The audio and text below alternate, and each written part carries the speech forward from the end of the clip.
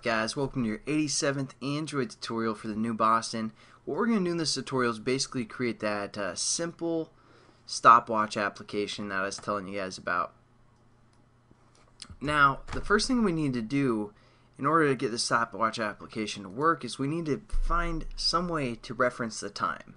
And how we're going to do that is we're going to get the time, the current time, from the system, which is the Android. So that's basically the core concept of this lesson.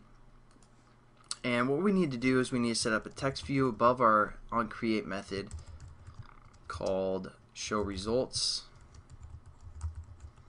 and we also need to create two buttons called start and stop. Oh wait, no. We need to create two longs, which is start and stop, so we can work with, you know, a tenth of a second, milliseconds. Yeah, that's what I was looking for. Not even milliseconds aren't even a tenth of a second, but that's what we're working with is milliseconds. So start, stop, and now we just need to kind of set up again our reference for our show results, which was our text view of our first tab. So we're going to say show results equals text view, find view by ID, r dot id dot TV show results, or whatever you guys label that as. And now we also, since we set up our buttons in the last tutorial, we need to set up our on-click listeners for those buttons. So we're just going to say button start dot set on-click listener to this, and button stop dot set on-click listener to this.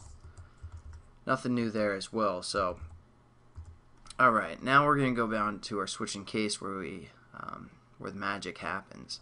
So the first thing that we're going to do is we're going to set up our starting variable. Right when we hit our start button, we're going to get the current time from the system. So again, we created a long to handle that, and we called it start. So we're going to say start is equal to, and then we're going to say system, referring to the system class, and when we hit dot, we can get current time in milliseconds right here. And so that's what we're gonna use. Pretty simple. I mean, this right here is the core concept of this lesson. Just to get, you know, whether you're working with velocities on touch events, you can, you know, start the time right when they touch the screen and release the time right when they release the screen, or get another time when they release their touch event, and then you can calculate some kind of velocity or something like that if you want. But you're always going to have to refer to some method of time, and we're going to do that by system current time. And then we're also going to do that within the stop event. So we're going to say our stop variable is equal to again system dot current time. And there we go. I mean, we have a starting time and an ending time. All we have to do is change that text view. So we're going to say, what was our text view called? Show result. Well, actually, we're going to say, because if it's all about problem solving. Sorry, I'm kind of talking all over the place here. But let's say if they hit the stop button and they never hit the start button, then we're going to get some kind of error if we try to, you know, set the text. Because we don't have a start reference, so it's going to give us a problem. So one way we can handle that again is just a simple if else or if statement. So we're going to say if start does not equal 0, I don't know, and then we're going to print our text view. So what we're going to do is basically within here we're going to get our starting time minus our stop time. So we're going to say set up a new type of variable, a long result, and this is going to be equal to our stop time minus our starting time. So basically it's going to be how long it took the person to go from start to stop. And then we're going to say our text view, which we called show result,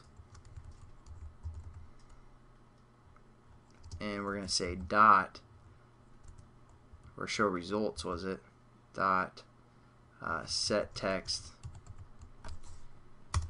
and now we just have to convert this long into a string. So we just refer to the long class, capital L-O-N-G, dot, and then we say toString, and that's going to convert a long variable into a string. So our variable we want to convert is result. And basically, let's check it out, make sure it works, and we're done. I mean, basically all we did is we got the current time at the starting, got the current time at the stop, and then we found the result if the starting time was not equal to 0.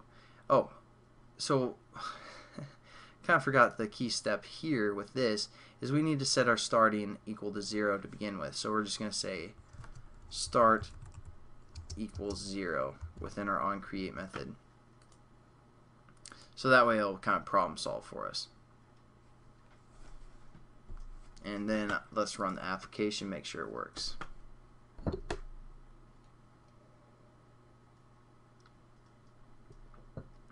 So again, this is in milliseconds. So when we hit, let's say, stop right now, our starting variable is still at 0, so it's not going to display anything. But if we hit start, wait a little bit, hit stop, is 247.1 milliseconds, which is about 2 seconds, 2.4 seconds.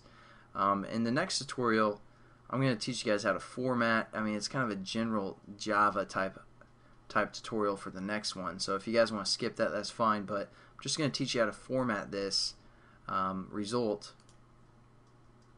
And we still get a problem because the last time we hit our start, it's still running. So it's still going to calculate every time we hit the stop button from that initial start. So, I mean, we aren't going to worry about that. I don't want to get too much into a stopwatch application, but as you can see right now, we could use a stopwatch for like laps. Like, oh, that's lap 1, 51 seconds. That's lap 2, 54 seconds. Whatever. I need to either go to bed or create that Java tutorial. I'll see you guys then. Have a good one. Peace.